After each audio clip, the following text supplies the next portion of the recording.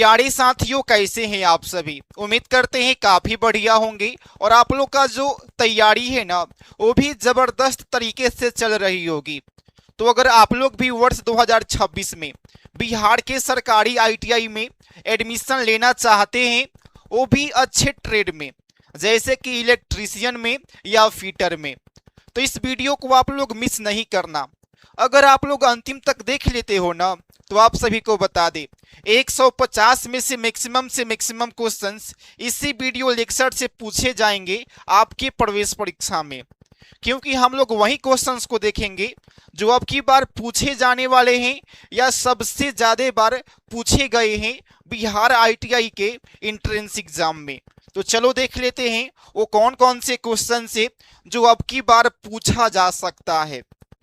तो इस क्वेश्चंस को अभी तक 3 बार पूछा गया है।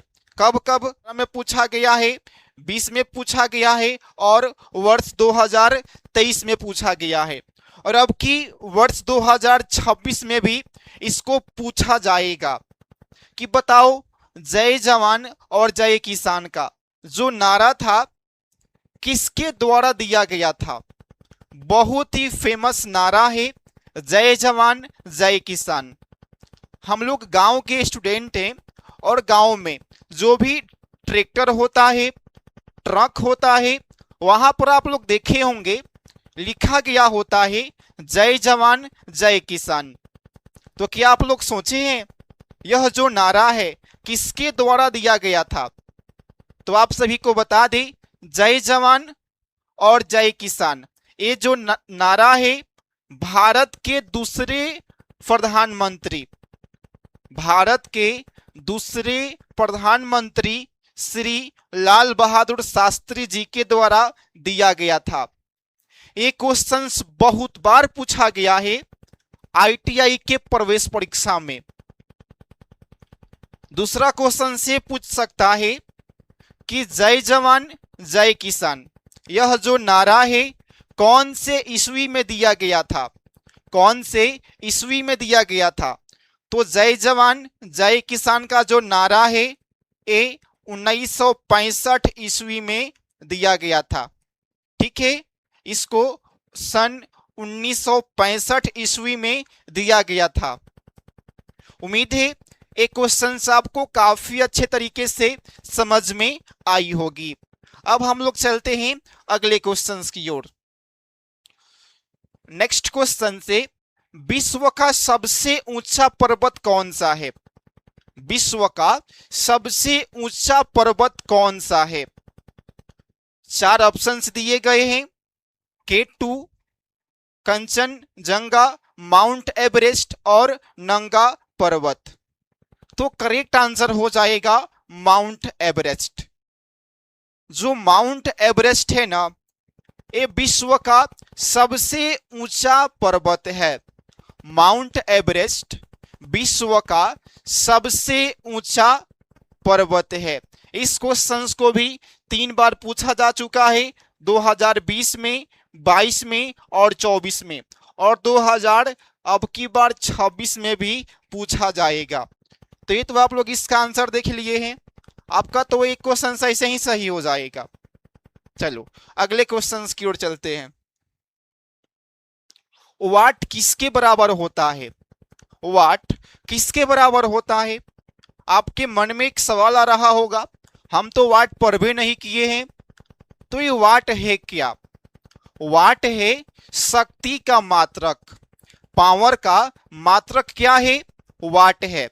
जो शक्ति है ना, शक्ति यानी पावर, पावर का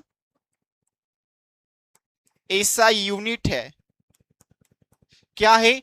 पावर का यूनिट है वाट। क्या है? वाट है। तो वाट किसको बोलते हैं? तो कार्य करने की क्षमता को पावर बोलते हैं। काम करने की क्षमता को पावर बोलते हैं। और पावर का क्या होता है? यूनिट वाट होता है। तो एक कार्य क्या है? आपका कार्य हो जाता है, कार्य करने की क्षमता को क्या बोलते हैं? वाट बोलते हैं। और वर्क का यूनिट क्या होता है? वर्क का यानी जो कार्य है कार्य का यूनिट क्या होता है? कार्य का यूनिट होता है जूल। क्या होता है? कार्य का यूनिट होता है जूल। तो कार्य करने की क्षमता को क्या बोलते हैं? क्या बोलते हैं? पावर बोलते हैं, शक्ति बोलते हैं। तो जूल हो जाएगा और इसके नीचे में सेकंड हो जाएगा, तो करेक्ट आंसर हो जाएगा जूल पर सेकंड। तो कौन से ऑप्शन में है? ऑप्शन नंबर ए है। क्या है? Option number A correct answer हो जाएगा। अगर आपसे पूछ दे मास, मास का यूनिट क्या है? तो मास का हो जाता है केजी। इसका क्या हो जाता है? केजी हो जाता है। उम्मीद है एक क्वेश्चन भी आपको समझ में आ गया होगा। नेक्स्ट क्वेश्चन से जूल किसके बराबर है, शायद हम लोग इसको देख चुके हैं। हाँ, अब जूल किसके बराबर है? अगला क्वेश्चन से कि जूल किसके बराबर है। तो पहले हम लोग वाट को देख चुके हैं। जूल क्या होता है? तो जूल होता है वर्क का एसआई मात्रक। किसका होता है? कार्य का, कार्य का एसआई मात्रक होता है। एक क्या होता है? जूल, जूल होता है। और एक कार्य क्या होता है? तो कार्य होता है फोर्स इनटू डिस्प्लेसमेंट। बल और विस्थापन के गुणनफल को कार्य कहा जाता है। ये होता है फोर्स, यानी फोर्स मल्टीप्लाई डिस्प्लेसमेंट। तो फोर्स का यूनिट होता है, फोर्स का यूनिट होता है न्यूटन, और डिस्प्लेसमेंट का क्या होता है? डिस्प्लेसमेंट का होता है मीटर। तो क्या हो जाएगा? Newton metre. कौन सी ऑप्शन में है? ऑप्शन नंबर बी में है। कौन सी ऑप्शन में है? ऑप्शन नंबर बी में है। एक और वहां पर ऑप्शन है मीटर पर सेकंड। मीटर पर सेकंड किसका होता है? ये होता है वेग का। क्या होता है? मीटर पर सेकंड। ये होता है वेग का एसआई मात्रक। एक और यहां पर होता है मीटर पर सेकंड स्क्वायर। ये होता है त्वरण का। एक इसका होता है, ये होता है त्वरण का। और जस्ट इसके पिछले वाले क्वेश्चंस में ही हम लोग क्या देखे थे? वाट के बारे में देखे थे। अभी हम लोग जूल के बारे में देख लिए, वेग के बारे में देख लिए, और जो त्वरण है इसके बारे में देख लिए। टोटली यहां से हम लोग 4 क्वेश्चंस को कंप्लीट किए। बिहार आईटीआई का प्रवेश परीक्षा को निकालने के लिए सिर्फ और सिर्फ 20 दिन का पढ़ाई ही काफी है। लेकिन उसके पहले यह जो प्रीवियस ईयर क्वेश्चन से 2021 से लेकर के 2025 तक, और उसके बाद ये जो सिलेबस के अकॉर्डिंग वीडियो लेक्चर है और यह जो मॉडल सेट है, इसको कंप्लीट कर लेना होगा। इसके बाहर से कोई भी क्वेश्चंस नहीं पूछेगा आईटीआई के प्रवेश परीक्षा में। तो ये कहां पर मिलेगा? तो उसके लिए आपको अभी ही डाउनलोड करना होगा डिप्लोमा क्लासेस एप्लीकेशन। लिंक इस वीडियो के कमेंट बॉक्स में है, या आप लोग चाहे तो सर्च कर सकते हैं प्ले स्टोर पर डिप्लोमा क्लासेस। आप लोग यहाँ पर टॉप रैंकर को देख पा रहे होंगे, यही का स्टूडेंट है और रैंक लाया था 2, रैंक लाया था 2, जैसे कि आप लोग यहाँ पर देख पा रहे होंगे।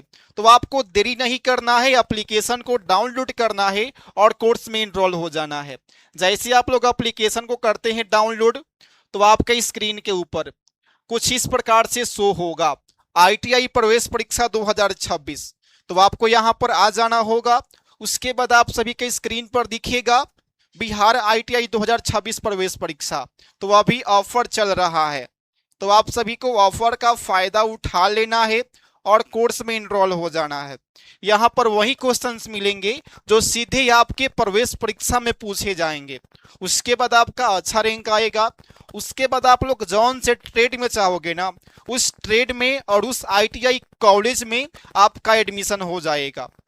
और जो भी स्टूडेंट अभी तक कोर्स में इनरोल नहीं हुए हैं, तो आप लोग कोर्स में इनरोल हो जाओ। वहां पर वही क्वेश्चंस दिए गए हैं ना जो सीधे आपके प्रवेश परीक्षा में पूछे जाएंगे। अगला क्वेश्चन से, 1 newton equal to watt. Newton, newton का आप लोग 3 गो नियम पढ़े होंगे, याद कीजिए। न्यूटन का पहला नियम, न्यूटन का दूसरा नियम और न्यूटन का तीसरा नियम। ये न्यूटन है क्या? तो न्यूटन एक वैज्ञानिक का नाम है। न्यूटन एक वैज्ञानिक का नाम है। न्यूटन फोर्स का यूनिट होता है। बल का, जो बल है, बल का एसआई मात्रक क्या होता है?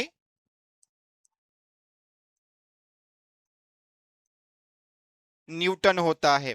बल यानी ये होता है फोर्स। एफ इक्वल टू क्या होता है? मास और एक्सेलरेशन। क्या होता है? मास। मास का हम लोग पहले देख चुके हैं कि मास का यूनिट होता है केजी। मास का यूनिट होता है केजी। और इसके जस्ट पीछे ही हम बताए थे कि जो ए होता है यानी त्वरण, ए क्या है? त्वरण। इसका होता है मीटर पर सेकेंड स्क्वायर। इस क्वेश्चंस को हम पिछले क्वेश्चंस में ही बताए थे, मीटर पर सेकेंड स्क्वायर। आप लोग यहां पर देख लो तो क्या हो जाएगा? KG metre per second square.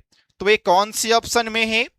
KG metre per second square option number B में है।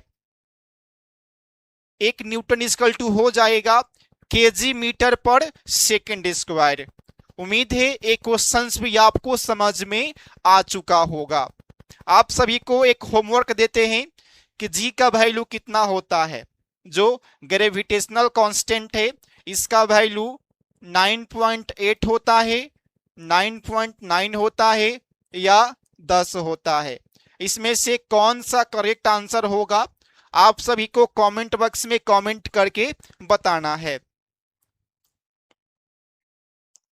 नेक्स्ट क्वेश्चन से, इस क्वेश्चन को कई बार पूछा गया है आईटीआई के प्रवेश परीक्षा में कि चंद्रमा पर पहुंचने वाले पहले व्यक्ति कौन थे। चंद्रमा पर पहला जो अपना पैर का कदम था वो किसके द्वारा रखा गया था। चलते फिरते कोई भी इंसान पूछ लेता है, बाबू तुम पढ़ाई करते हो? तो आप बोलते हैं हाँ भैया, हाँ अंकल पढ़ाई करते हैं।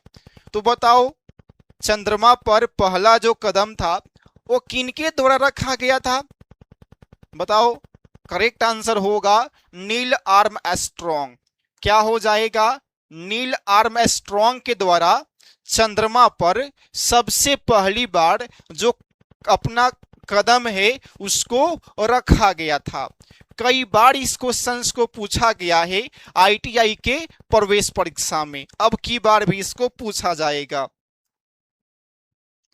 नेक्स्ट क्वेश्चन से, प्रकाश की जो तीव्रता होती है उसकी यूनिट क्या होती है? तो प्रकाश की जो तीव्रता है इसकी यूनिट होती है कैंडेला। क्या होती है? कैंडेला होती है। करेक्ट आंसर क्या हो जाएगा? ऑप्शन बी हो जाएगा। वाट किसका होता है? तो ये होता है पावर का। ठीक है। और प्रकाश की जो तीव्रता है एक क्या है? तो एक प्रकार से फंडामेंटल क्वांटिटी होते हैं। टोटली कितने फंडामेंटल क्वांटिटी है? तो 7 प्रकार के फंडामेंटल क्वांटिटी होते हैं। एप्लीकेशन पर बिल्कुल जीरो लेवल से पढ़ाया गया है और वही क्वेश्चंस का वीडियो लेक्चर है जो सीधे आपके प्रवेश परीक्षा में पूछे जाएंगे। नेक्स्ट क्वेश्चन से कि पास्कल किसके बराबर होता है? पास्कल किसके बराबर होता है? तो आपके मन में होगा ये पास्कल क्या है? तो पास्कल दाब का यूनिट है। पास्कल क्या है? दाब है। दाब का एसआई मात्रक है। दाब का एसआई मात्रक क्या है? पास्कल है। दाब क्या होता है? जो आपका प्रेशर है, प्रेशर इक्वल टू होता है फोर्स अपॉन एरिया। ये क्या होता है? बल हो गया और बट्टे में हो जाएगा क्षेत्रफल। बल का यूनिट क्या होता है? बल का यूनिट होता है न्यूटन। क्या होता है? न्यूटन होता है। और क्षेत्रफल यानी एरिया, लंबाई गुने चौड़ाई, तो क्षेत्रफल का क्या होता है? Metre square. तो कौन सी ऑप्शन में है? न्यूटन पर मीटर स्क्वायर ऑप्शन बी में है। करेक्ट आंसर क्या हो जाएगा? ऑप्शन बी हो जाएगा। 1 पास्कल इक्वल टू न्यूटन पर मीटर स्क्वायर। पास्कल क्या है? तो पास्कल है दाब का एसआई मात्रक। उम्मीद है ये क्वेश्चंस आप लोग समझ लिए होंगे। नेक्स्ट क्वेश्चन से कि वलाघूर्ण क्या है? वलाघूर्ण की एसआई मात्रक क्या है? What is the unit of torque? तो वलाघूर्ण को हम लोग डिनोट करते हैं टाउ से। किससे? टाउ से इसको डिनोट किया जाता है। इसको टाउ से सूचित किया जाता है। वलाघूर्ण क्या है? आप लोग साइकिल चलाते हैं, जो उसका होता है ना पैडल, इस प्रकार से होता है पैडल, और एक इस प्रकार से निकल रहता है, इस पर आप लोग पैर रखते हैं, दाबते हैं, तो क्या होता है? साइकिल आगे की ओर बढ़ता है। तो वही एग्जाम्पल है वलाघूर्ण का। ये होता है टाउ इक्वल टू होता है force multiply perpendicular distance. Force multiply perpendicular distance. Force का मात्रक होता है न्यूटन और डिस्टेंस का होता है मीटर। तो क्या हो जाएगा? Newton metre. कौन सी ऑप्शन में है? तो न्यूटन मीटर ऑप्शन बी में है। करेक्ट आंसर क्या हो जाएगा? ऑप्शन बी हो जाएगा। इस क्वेश्चंस को भी बहुत बार पूछा गया है आपके प्रवेश परीक्षा में। नेक्स्ट क्वेश्चन से कि ग्रेविटेशनल कांस्टेंट का यूनिट क्या होता है? गुरुत्वीय स्थिरांक का मान क्या होता है? तो सबसे पहले आप सभी को मालूम होने चाहिए कि न्यूटन के गुरुत्वाकर्षण नियम के अनुसार F इक्वल टू होता है G m1 m2 अपॉन में आर स्क्वायर।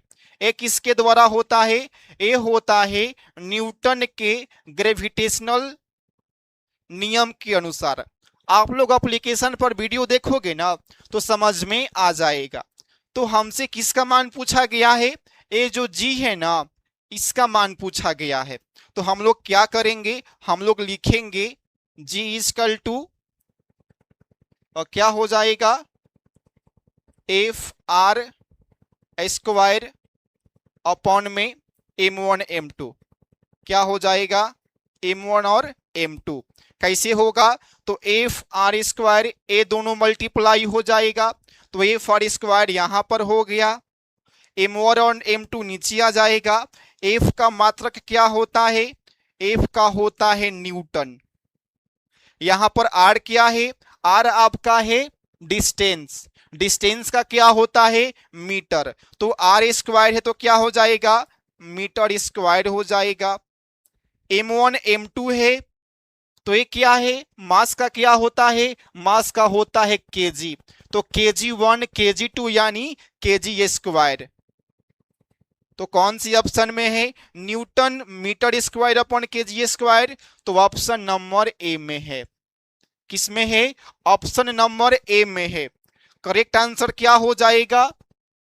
करेक्ट आंसर हो जाएगा न्यूटन मीटर स्क्वायर अपॉन में kg स्क्वायर। कई बार पूछा जा चुका है इस क्वेश्चंस को आईटीआई के प्रवेश परीक्षा में। नेक्स्ट क्वेश्चंस, सरफेस टेंशन का यूनिट क्या होता है?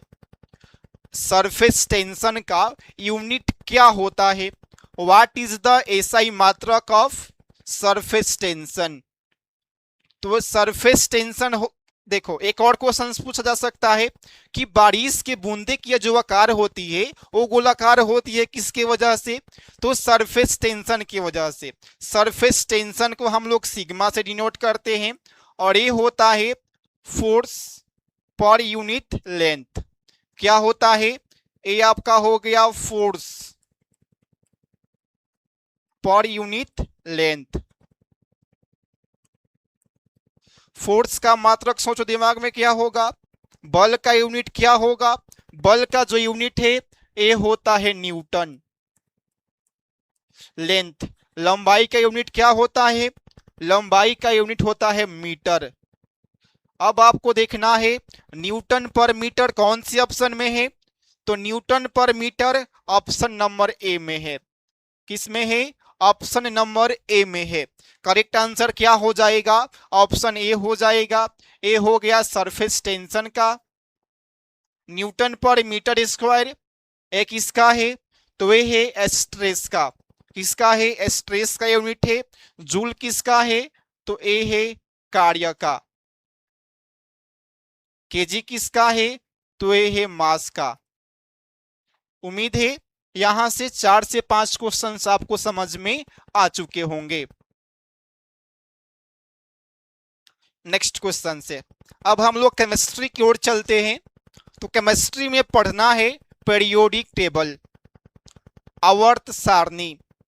तो जो आवर्त सारणी है आधुनिक वाला, वो किसके द्वारा अरेंज किया गया था। एक पहले का आवर्त सारणी था और एक है आधुनिक वाला। तो जो आधुनिक आवर्त नियम है, आधुनिक आवर्त नियम ये आधारित है एटॉमिक नंबर पर, ये आधारित है एटॉमिक नंबर पर। जो पहले वाला आवर्त सारणी था ये आधारित था एटॉमिक मास के ऊपर। ये आपका पहले वाला है, ठीक है, और ये अभी वाला है। ये आपका हो गया नाउ, और ये आपका हो गया V4। पहले के जो आवर्त सारणी थे वो मास के ऊपर डिपेंड करता था, मास के अकॉर्डिंग अरेंज किया गया था, और अब की वाला को एटॉमिक नंबर के अनुसार अरेंज किया गया है। नेक्स्ट क्वेश्चन से, किस ब्लॉक में सबसे ज्यादा एलिमेंट है। तो 4 ब्लॉक होता है SPDF। तो एस ब्लॉक में कौन कौन से ग्रुप है, तो इसमें ग्रुप 1 से लेकर के 2 तक है, 1 से लेकर के 2 तक है। पी ब्लॉक में 13 से लेकर के 18 तक है। डी ब्लॉक में 3 से लेकर के 12 तक है।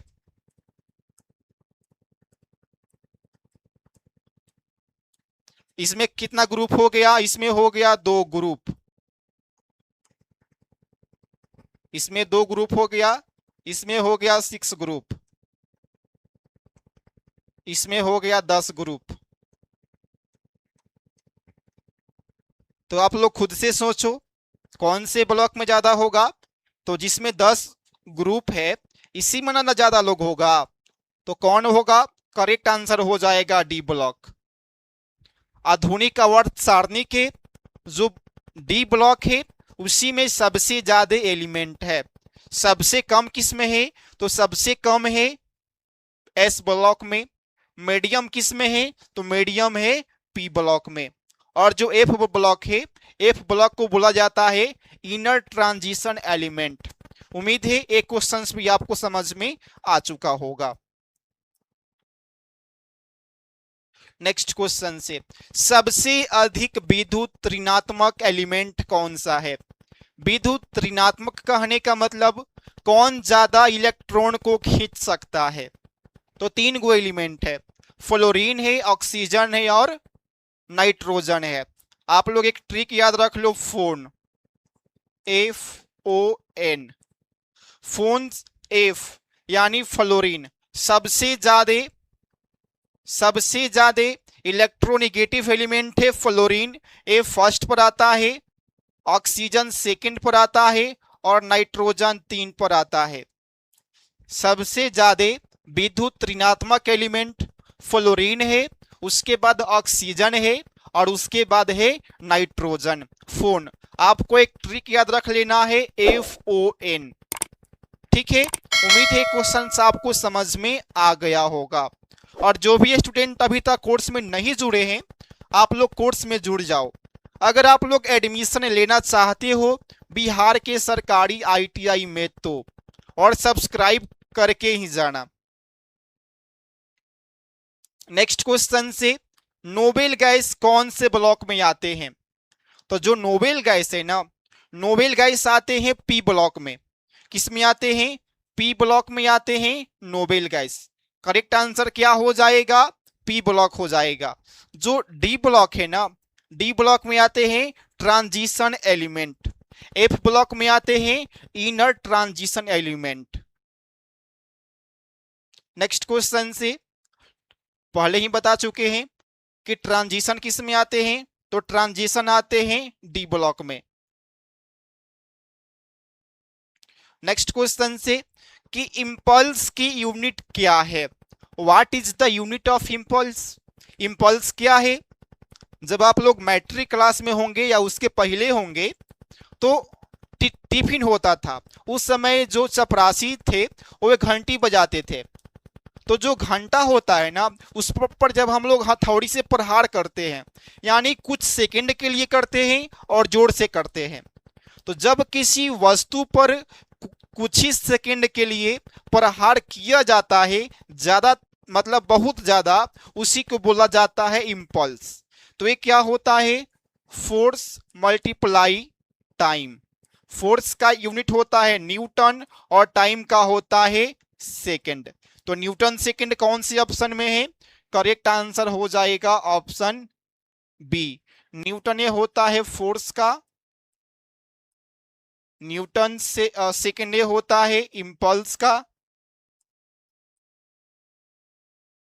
केजी ये होता है मास का, और ये होता है वेलोसिटी का। ठीक है, उम्मीद है क्वेश्चन आपको समझ में आ गया होगा। नेक्स्ट क्वेश्चन से, कि कंप्यूटर के जनक कौन है? Who is the father of computer? तो ये क्वेश्चन होमवर्क है, आप सभी को कमेंट बॉक्स में कमेंट करके बताना है कि कंप्यूटर के जनक कौन है। और जो भी स्टूडेंट अभी तक कोर्स में इनरोल नहीं हुए हैं, तो आप लोग कोर्स में इनरोल हो जाओ, पढ़ाई करो और अच्छे ट्रेड में एडमिशन लो। कोर्स का फी काफ़ी कम है। जो भी अगला वीडियो लेक्चर है, हम अगले जो वीडियो अपलोड करेंगे उसमें आप सभी को बताएंगे। और कोई भी स्टूडेंट बिना सब्सक्राइब किए हुए नहीं जाना। यहाँ पर वही क्वेश्चंस मिलेंगे ना जो सीधे आपके प्रवेश परीक्षा में पूछे जाएंगे। तो बाकी इस वीडियो को आप लोग अपने अपने व्हाट्सएप ग्रुप में शेयर कर दो, ताकि जो आपके दोस्त थे वो भी इस वीडियो को देखे और लाभ उठा सके। फिर मिलते हैं दूसरे वीडियो में, तब तक के लिए थैंक यू।